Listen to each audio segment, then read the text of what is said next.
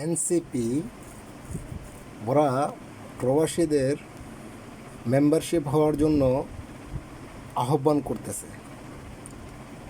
তো দেখলাম ওদের ফরমটা আপনাদের সাথেও শেয়ার করলাম। এই যে দেখুন, প্রথমত বাংলাতে আপনার পুরো নাম লিখুন। আচ্ছা, এটা না হয় লিখবো, ইংরেজিতে আপনার পুরো নাম লিখুন। কয়জন সাধারণ প্রবাসী আছে যে ইংরেজিতে পুরো নাম লিখতে পারে? আচ্ছা, তারপরেও লিখলো, অসুবিধা নেই। বর্তমানে আপনি কোন দেশে বসবাস করছেন? আচ্ছা, এটাও দিল। পেশা, এখানে দেখেন পেশা অ্যাকাউন্টেন্ট, হ্যাঁ, এই যত বড় বড় ম্যানেজার, হ্যাঁ, ডিজাইনার, যত বড় বড় যেই ইয়াগুলো আছে, প্রফেশনগুলো আছে, এগুলা এখানে শো করাইতেছে। Lawyer, local business owner, management, consultant, marketing speciality, দেখেন নন প্রফেশনাল, নার্স।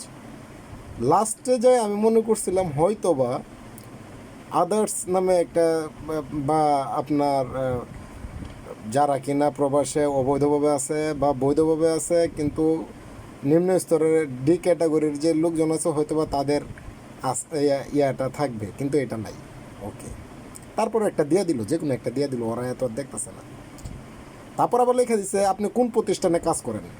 এই যে ভাই, এই যে প্রতিষ্ঠান, এখানে অনেক সাধারণ, হাজার হাজার সাধারণ প্রবাসী আছে, তাদের কোনো প্রতিষ্ঠান নাই। ঠিক আছে, তারা প্রতিষ্ঠানবিহীন কাজ করে, কোনো আরবির আন্ডারে আপনার তাদের ঘরের কাজ করে, হ্যাঁ, রান্নাবান্নার কাজ করে, কেউ পরিষ্কারের কাজ করে।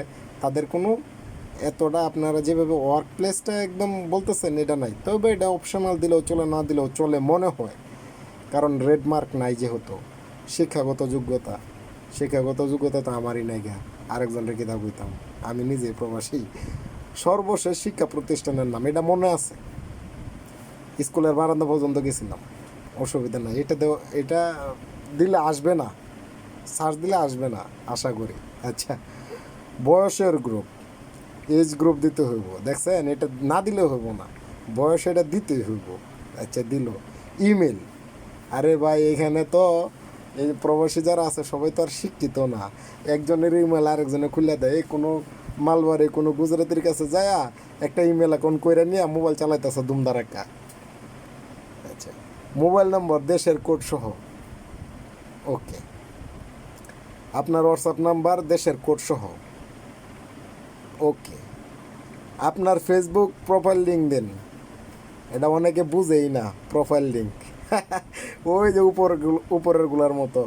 ঠিক আছে, ইমেল দিলে কি হবে? ইমেল চালায়নি কেউ, মেসেঞ্জারে বা ইমোটাই বেশিরভাগ চালায়। আচ্ছা, আপনার লিঙ্কডইন প্রোফাইলের লিঙ্ক দিন, এই জবের ইয়াটা আর কি। আচ্ছা, এইটা কয়জনে ব্যবহার করে ভাইয়া শিক্ষিত সারা? আপনার ছোট পরিচয় বা অন্য অন্য প্রাসঙ্গিক লিঙ্ক, যেমন ওয়েবসাইট, মিডিয়া উপস্থিতি ইত্যাদি থাকলে দিন। আরে ভাই, এত কিছু থাকলে বালের প্রবাসে পড়ে থাকি আমরা। আচ্ছা, আন্দোলনের সময় কি কোনো নির্দিষ্ট উল্লেখযোগ্য কাজ অবদান রেখেছেন? বর্ণনা করুন। আচ্ছা, এটা রেড মার্ক দিয়ে রাখছে, এটা দিতেই হবে। আচ্ছা, এটা বলা লাগে কে লাগে? সব প্রবাসীরা স্ট্রাইক দিছিল, ওটা মনে নাই তোমাকে? অহন তোমাকে আলাদা করে বলতে হয় নাকি? আবার প্রবাসী করছো, পূর্বে বা বর্তমানে কোনো রাজনৈতিক সংগঠনের সাথে যুক্ত থাকলে বর্ণনা করুন, এটা দিতে হইব। আরে তোমরা যারা এই যে এনসিপি আছে, ম্যাক্সিমামই তো তোমরা আগে আওয়ামী লীগ ছিলা, দিতেই হইব, না দিলে হইতো না। যে বেটা এখন আইতেছে ও বেটার এখন নিয়ে নাও। আপনার রেকমেন্ডারের নাম যদি থাকে, মানে আপনারা কেউ বুঝায় বাজায় এটা মধ্যে আনতেছে কিনা এটা লেখা দিতে বলছে। আচ্ছা, তারপর বাংলাদেশের অ্যাড্রেসটা দিতে বলছে। এই হইলো কাহিনী ভাই।